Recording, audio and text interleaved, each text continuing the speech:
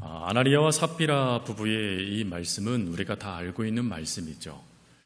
분명한 것은 아나니아와 삽비라 부부가 이렇게 자신의 재산을 팔아서 하나님께 헌금하게 되어지는 그 결정적인 이유는 우리가 잘 알고 있는 바나바 때문입니다. 바나바는 그 당시에 초대교회 성도들에게 칭송도 받았고 또 성령에 충만한 자다라는 칭찬도 들었으며, 그리고 자신의 재산을 아낌없이 하나님을 위하여 드린 자가 바로 바나바였습니다. 그 바나바의 그 칭찬받는 모습을 보면서 자신들도 그와 같은 또 사랑, 또 그와 같은 칭찬을 받기 위해 오늘 이 아나니아와 삽비라가 자신의 재산을 팔아 하나님 앞에 헌금하는 모습이 등장하게 되어지죠. 물론 그 출발은 참 귀합니다. 하나님 앞에 이걸 드린다는 그 마음 말입니다.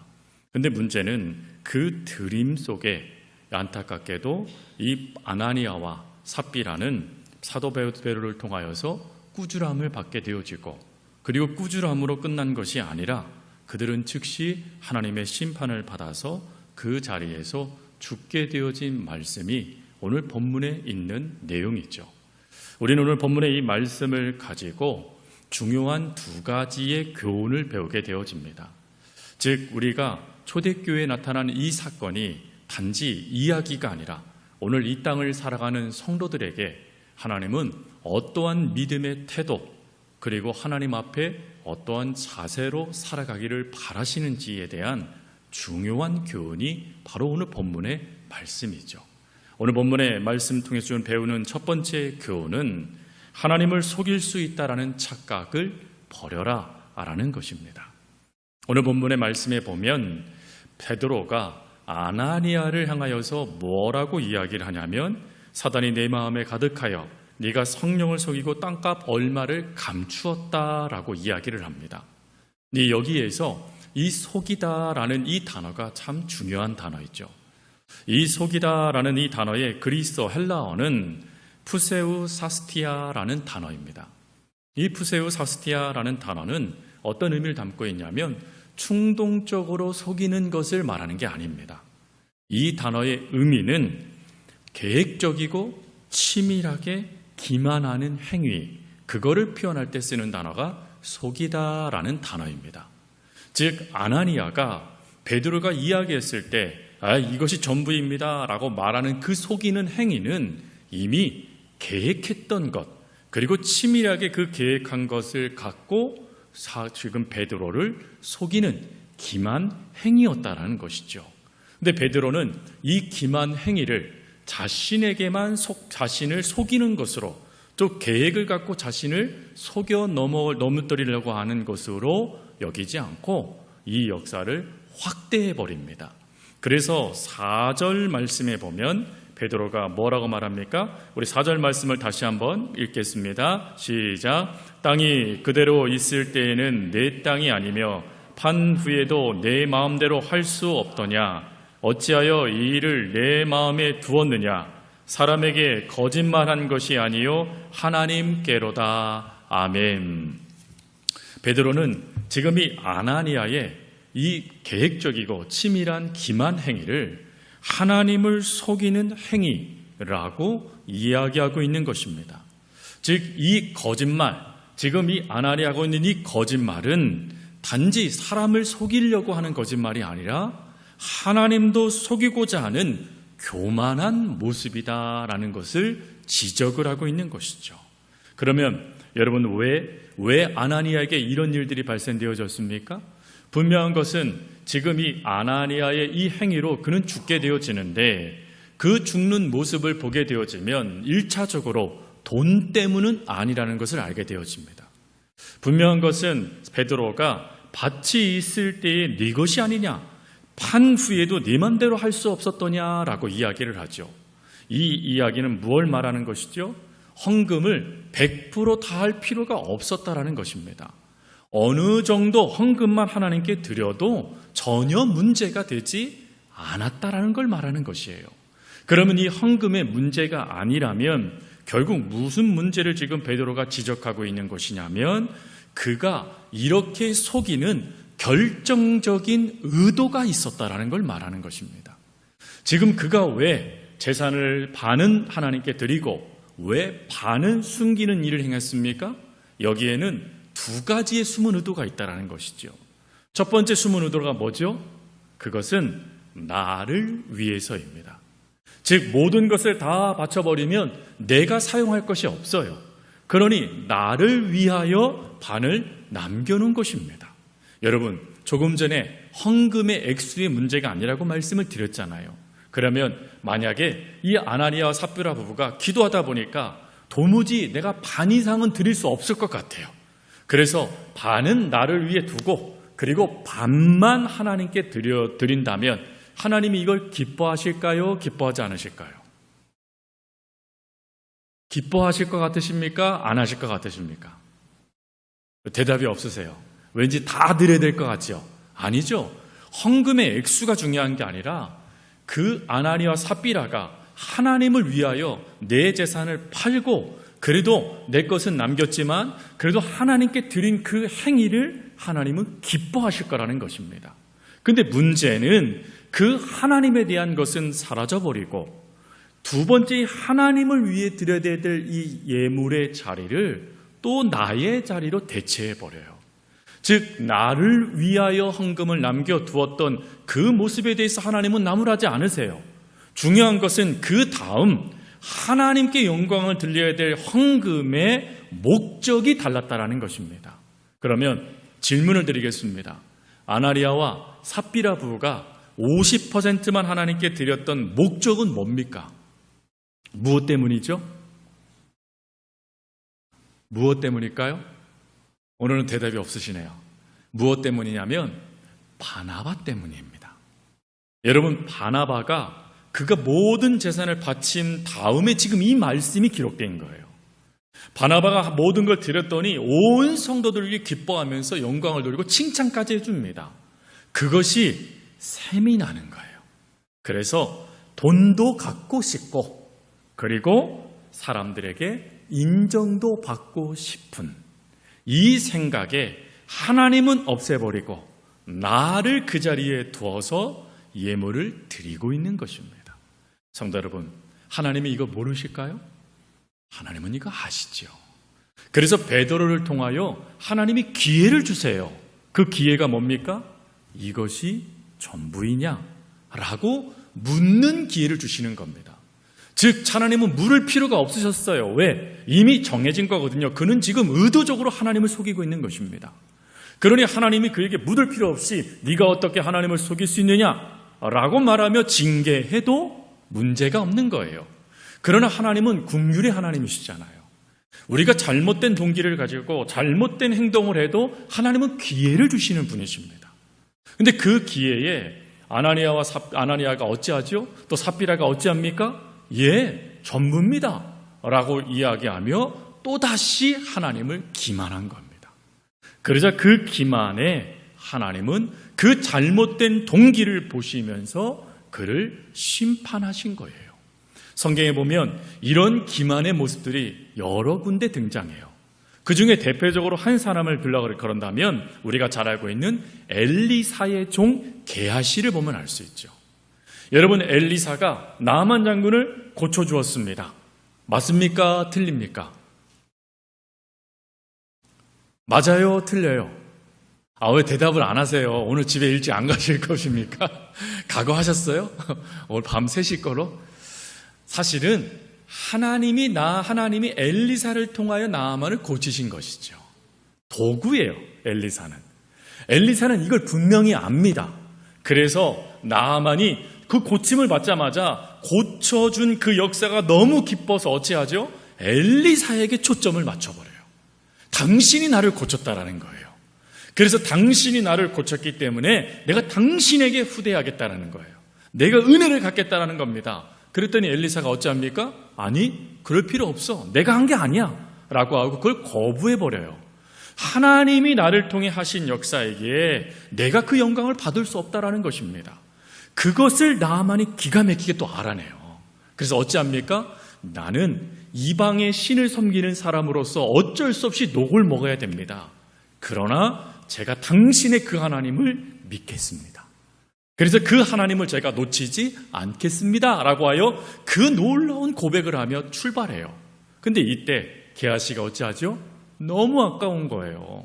아니 그것 좀 받으면 좀 좋은 옷도 좀 입을 수도 있고, 아니 하나님 덕분에 좀 맛있는 것도 먹을 수 있고, 아니 그런 거지. 아니 어떻게 저렇게 각박하게 어떻게 저렇게 할 수 있냐고 생각이 들어 쑥 달려가서 어찌합니까? 속이죠. 거짓말합니다. 그때 쓰여진 이 거짓말하다라는 그 단어가 사실 이 단어와 같은 어원을 갖고 있습니다. 즉 하나님을 속였다라는 거예요. 결과가 어찌 되어지죠?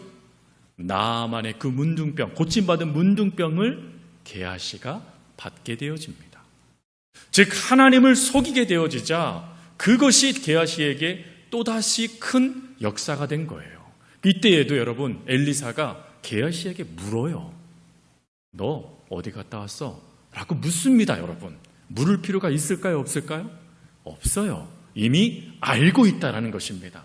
지금 게하시의 그 행동에 대해서 하나님이 이미 깨닫게 주셨다는 거예요. 그러면 그것에 대해서 심지어 영적인 것도 보는 엘리사 선지자이시니 자신의 그 행동 정도는 하나님이 보게 하실 거라는 걸 알아야 되잖아요. 그러나 욕심이 무서운 점이 바로 이겁니다. 탐욕은 하나님의 놀라운 역사에 눈을 가려버리게 만들어버려요. 하나님이 하셔야 될 놀라운 역사, 하나님이 이루실 그 귀하신 그 은혜들을 놓치게 만들어버려요.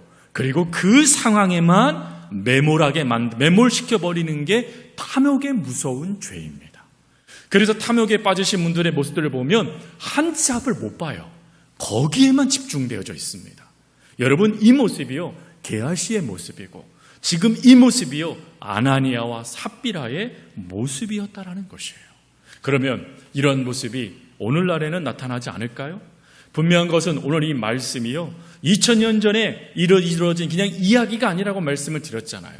오늘 우리들에게도 주시는 하나님의 교훈이라고 말씀을 드렸어요. 그러면 왜 우리들에게도 이 교훈이 중요할까요? 그것은 이 거짓의 역사가, 속이는 이 역사가 예수를 믿는 우리들에게도 얼마든지 나타날 수 있다는 것입니다. 왜 그럴까요?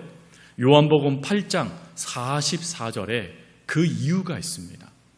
요한복음 8장 44절 말씀에 가보면 예수님께서 무엇이라고 말씀을 하시냐면 사단에 대해서 이야기하시면서 사단은 뭐하는 자래요? 마귀 사단은 거짓의 아비가 되었음이라 라고 이야기를 해요. 여기서 이 거짓의 아비가 되다라는 이것은요 씨를 뿌리다라는 의미를 담고 있어요. 즉 거짓의 씨를 사단이 우리 속에 여전히 뿌리고 있다라는 것입니다. 근데 여러분 이 씨앗이요 하나님의 은혜가 충만할 때는 자라나지 못해요. 그렇지만 우리의 욕심이 발동되면 이 씨앗은 마치 죽순처럼 쭉쭉쭉 자라나 우리를 삼켜버린다라는 거예요.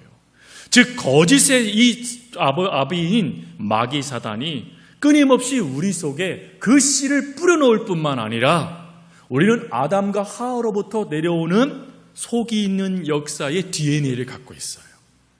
즉 하나님께서 아담과 하와를 불렀을 때 누가 너희들로 이렇게 먹으라 했느냐라고 물으셨을 때 이미 하나님은 아세요. 근데 왜 물으실까요?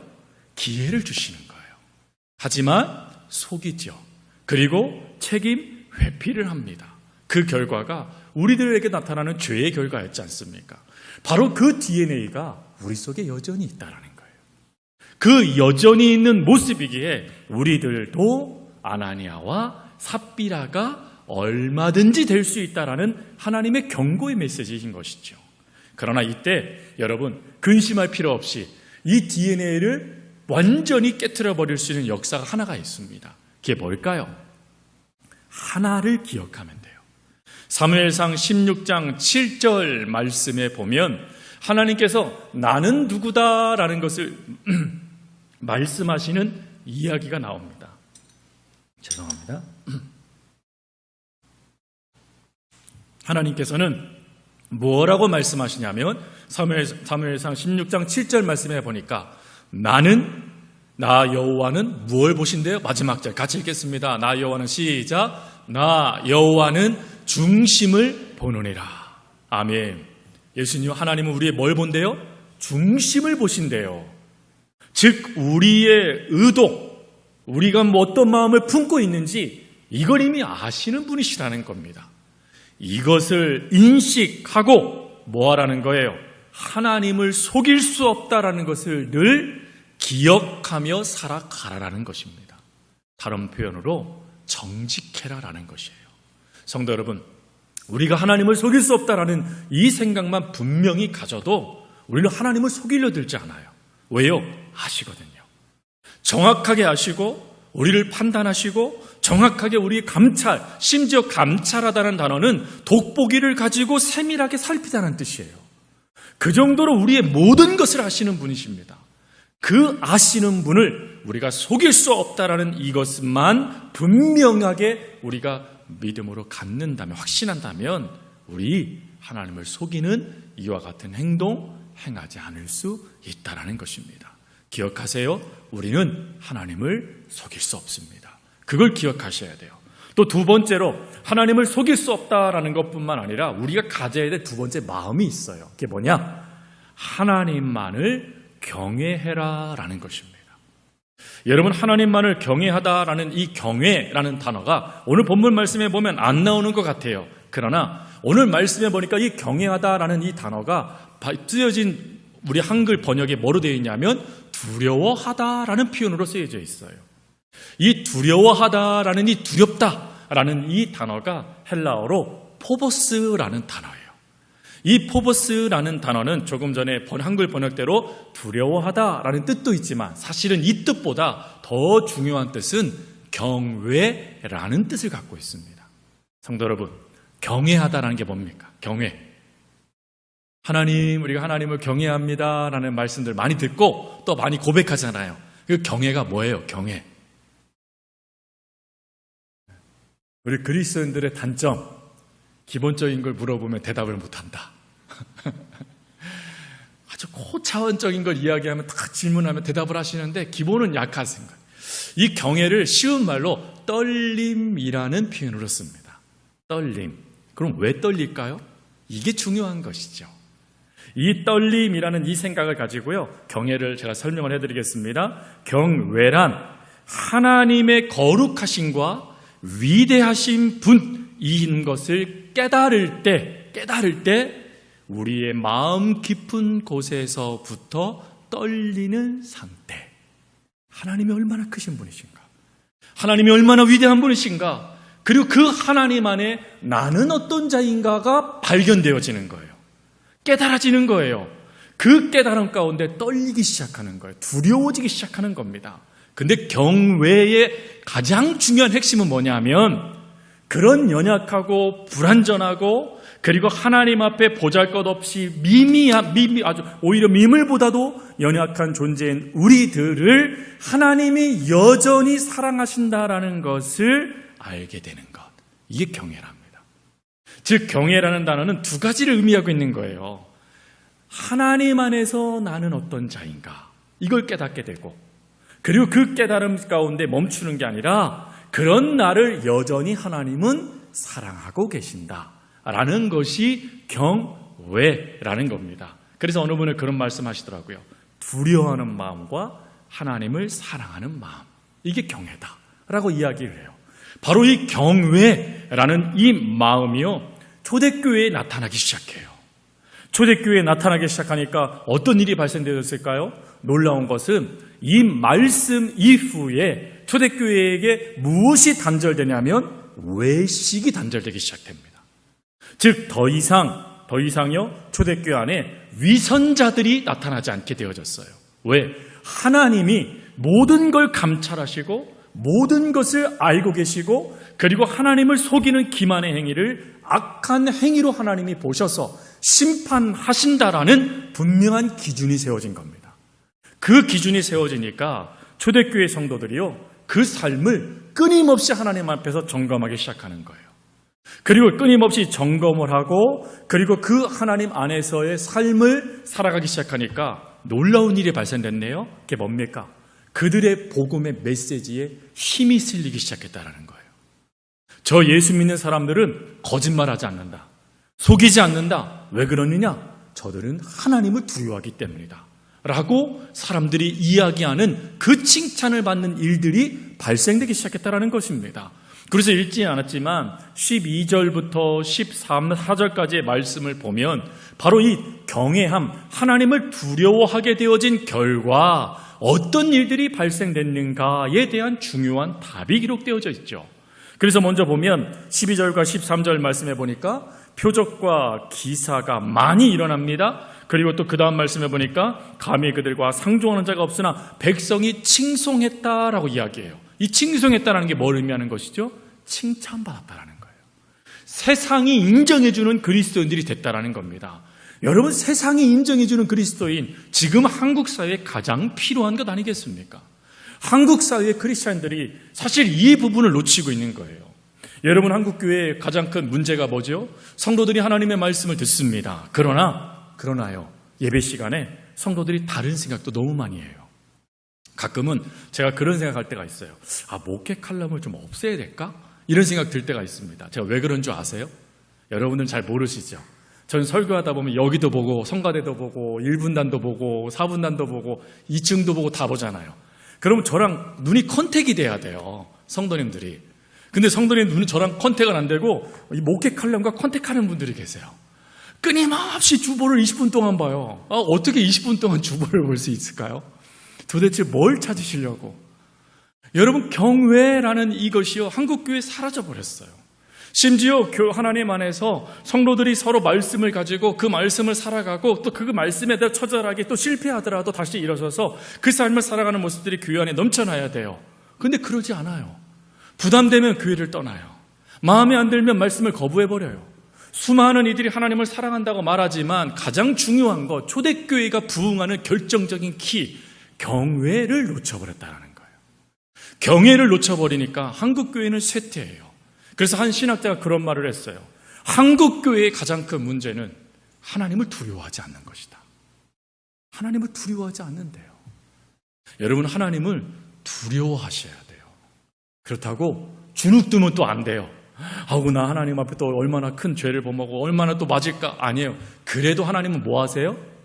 사랑해 주세요. 기회를 주세요. 그러나 그것을 남용해서는 안 된다는 거예요. 항상 그 기회를 주신 하나님 은혜 안에 내가 살아갈 기회가 주어졌구나. 다시 하나님의 말씀대로 살아갈 수 있는 기회가 주어졌구나. 기뻐하며 내 삶을 교정해 가는 것이 하나님의 뜻이고 목적이라는 것입니다. 그럴 때 14절 말씀을 보세요. 그렇게 했더니 14절 같이 읽겠습니다. 시작. 믿고 주께로 나아오는 자가 더 많으니 남녀의 큰 무리더라. 아멘. 여러분, 교회 부흥이 어디에서 시작됐어요? 경외를 회복하면서부터 시작이 됐어요. 물론 성령의 충만함은 기본이에요, 여러분. 성령의 능력은 교회의 가장 중요한 키예요.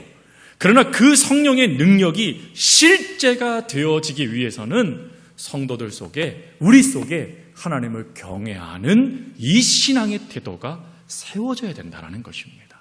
그럴 때 기적도 일어나요. 그럴 때 하나님의 역사가 교회 성도들을 칭찬받게 하는 능력이 되어져요. 그리고 교회도 부흥하는 역사가 되어진다는 것입니다.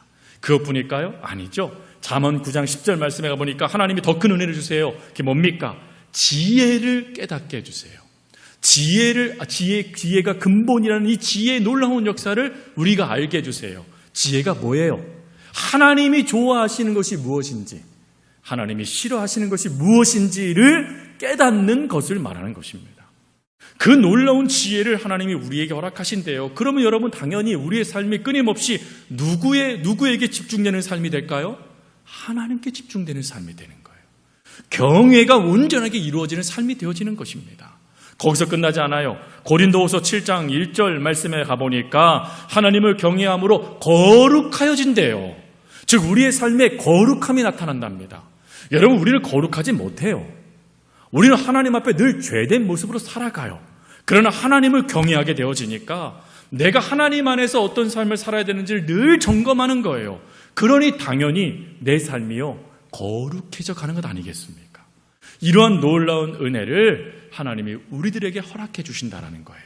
그래서 그것을 우리들이 깨닫고 다시금 믿음의 삶을 살아가도록 오늘 우리들에게 이 귀한 말씀을 아나니아와 삽비라를 하나님이 그렇게 치시는 그 아픈 모습을 보여주시면서 우리들에게 이런 말씀을 주시는 것입니다. 말씀을 정리합니다. 사랑하는 성도 여러분, 하나님 속일 수 없습니다. 늘 기억하세요. 하나님은 작은 것 하나조차도 다 기억하십니다. 심지어 요한계시록 말씀에 가보면 기록하신답니다. 그러니 그것이 기록된다라면 죄의 목록이 기록되는 게 아니라 하나님의 칭찬 목록들이 기록되어야 되지 않겠습니까? 그러기 위해서 두 번째, 하나님을 경외하십시오. 그러면 여러분들의 목록이 처음에는 죄의 목록들이 가득 차더라도 점점 그 다음 목록에는 하나님을 거룩하게 하고 하나님의 칭찬을 받는 그런 모습들이 기록되는 생명부가 되어질 것입니다. 그러니 이것을 기억하면서 오늘도 하나님만을 의지하면서 하나님만을 경외하면서 그리고 하나님만을 제대로 믿으면서 그 걸음을 걸어가는 저와 여러분이 될 수 있기를 간절히 주님의 이름으로 부탁드립니다. 우리 기도하겠습니다. 사랑과 은혜가 많으신 하나님 아버지, 오늘 말씀을 통하여서 저희들에게 아나니아와 삽비라의 모습을 통하여 우리들은 어떻게 이 땅의 삶을 살아가야 되는지, 하나님 안에서 또한 어떠한 신앙의 자세를 갖고 삶을 살아가야 되는지 하나님의 말씀을 들었습니다. 바라옵기는 하나님 우리 속에 하나님 아닌 다른 욕심이 가득 차지 않도록 도와주시고, 오히려 그런 욕심이 발동될 때마다 하나님 안에서 우리들의 마음이 지금 감찰되고 있다라는 그 생각 가운데 우리들의 믿음을, 우리들의 삶을, 우리들의 생각을 점검하며 다시금 하나님 안에 설 수 있는 저희들 될 수 있도록 도와주시고, 또한 무엇보다도 하나님을 두려워하는 이 마음이 우리들 가운데 늘 있게 되어져서 하나님께서 기뻐하시는 삶은 온전히 힘써 살아가고 하나님이 기뻐하지 않는 삶은 철저하게 끊어내면서 하나님의 거룩한 백성다운, 또 세상에서 칭찬받는 하나님의 자녀의 삶이 주어지도록 하나님 힘쓰는 저희들 되게 하여 주옵소서. 감사합니다. 언제나 저희들을 사랑하여 주시는 예수님의 이름으로 기도합니다. 아멘.